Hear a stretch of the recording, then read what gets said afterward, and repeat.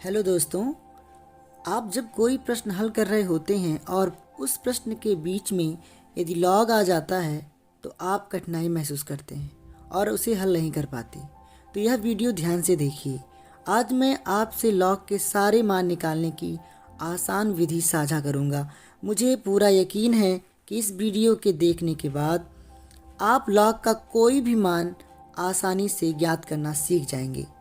तो चलिए शुरू करते हैं। दोस्तों, सबसे पहले आपको लॉग बेस 10 के 4 मान याद करने होंगे। यहाँ पर मैं जितने भी लॉग का मान आपको निकालने की विधि बता रहा हूँ, सब में जो लॉग का बेस है वो 10 मानकर निकालना सिखा रहा हूँ। सबसे पहले आपको लॉग के 4 मान याद करने होंगे। लॉग 1 का मान कितना होगा? 0। लॉग 2 का मान कितना होगा? 0.3010। आप अप्रॉक्स 0.30 भी लिख सकते हैं।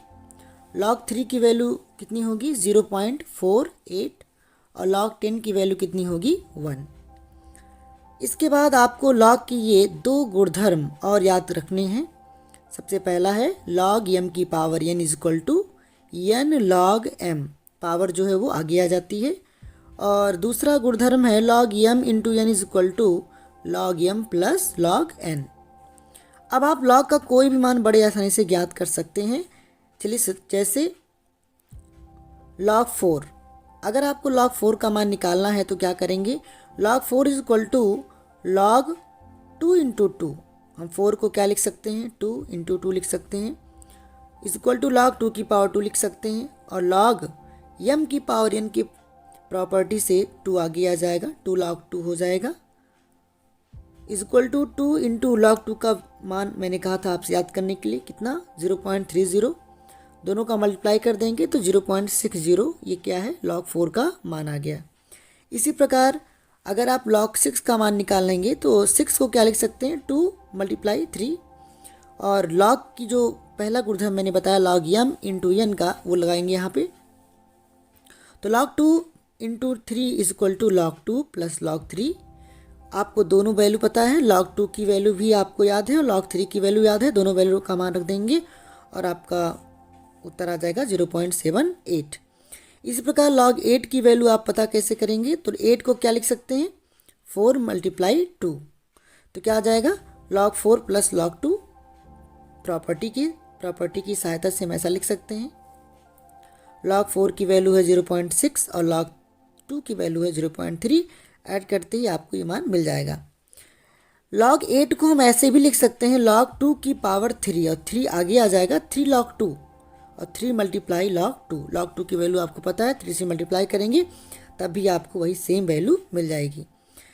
लॉग 9 की वैल्यू आप फाइंड करेंगे तो log 9 is equal to log 3 की पावर 2। इस प्रकार 2 आगे आ जाएगा 2 लॉग 3।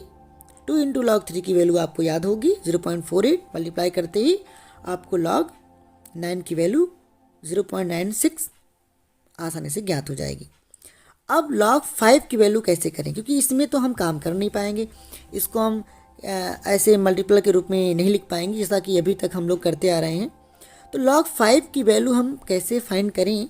तो उसके लिए लॉग 5, आप सोचिए जो लॉग 5 है उसकी जो वैल्यू होगी वो लॉग 4 और लॉग 6 के बीच में होगी। ठीक है ना? तो लॉग 4 और लॉग 6 के बीच में लॉग 5 आएगा तो वैल्यू भी उसके बीच में आएगी। तो हम क्या करेंगे?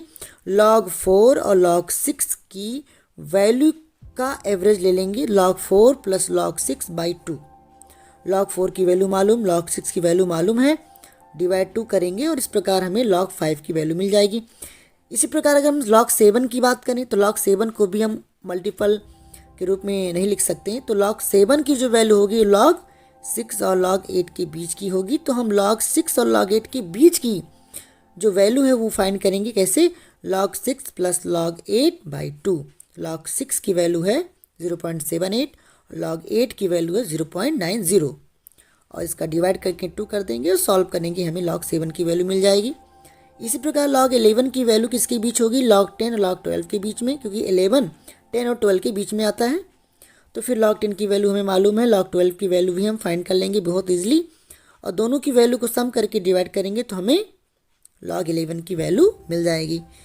इस प्रकार अगर हमें log 1.1 की वैल्यू पता करनी है तो log 1.1 को हम लिख सकते हैं log 11 इंटू 10⁻⁻1 और इसमें log की प्रॉपर्टी लगा देंगे log m into n is equal to log m plus log n और log 11 प्लस log 10⁻⁻1 प्रॉपर्टी से -1 आगे आएगा तो log 11 की वैल्यू 1.04 माइनस 1 log 10 की वैल्यू 1 होती है, सॉल्व करेंगे तो 0.04 आ जाएगा। अब आप log 14 की वैल्यू बहुत इजीली फाइंड कर सकते हैं। ओके, तो 14 को क्या लिखेंगे 2 इंटू 7 log 2 इंटू 7, तो यहाँ पर log 2 प्लस log 7 हो जाएगा प्रॉपर्टी से। दोनों वैल्यू आपको पता है, log 7 की वैल्यू अभी हमने फाइंड करना सीखा, तो इस तरह से आपको log 14 की वैल्यू मिल जाएगी। log 13 की वैल्यू की बात करें तो log 13 को भी हम मल्टीपल के रूप में नहीं लिख सकते, तो क्या करेंगे log 13 की जो वैल्यू होगी log 11 और log 14 के बीच में आएगी, तो क्या करेंगे log 12 और log 14 के बीच में आएगी, तो क्या करेंगे दोनों का एवरेज ले लेंगे और हमें log 13 की वैल्यू मिल जाएगी। इसी प्रकार log 15 की जो वैल्यू होगी log 14 और log 16 के बीच में आएगी, तो दोनों का एवरेज ले लेंगे, तो हमें जो है log 14 log 16 के मान को सम करके 2 से डिवाइड कर देना है और हमें log 15 की वैल्यू मिल जाएगी। इसी प्रकार log 16 की वैल्यू आप आराम से निकाल सकते हैं। log 16 की वैल्यू है log 4 की पावर 2 और 2 प्रॉपर्टी से आगे आ जाएगा 2 log 4 और 2 इंटू log 4 की वैल्यू आपको मालूम है 0.60, मल्टीप्लाई करते ही हमें log 16 की वैल्यू मिल जाएगी। अब आपको log 17 की वैल्यू हमें कमेंट बॉक्स में बताना है, इसको आप खुद से सॉल्व कीजिए और हमें अपना आंसर बताइए।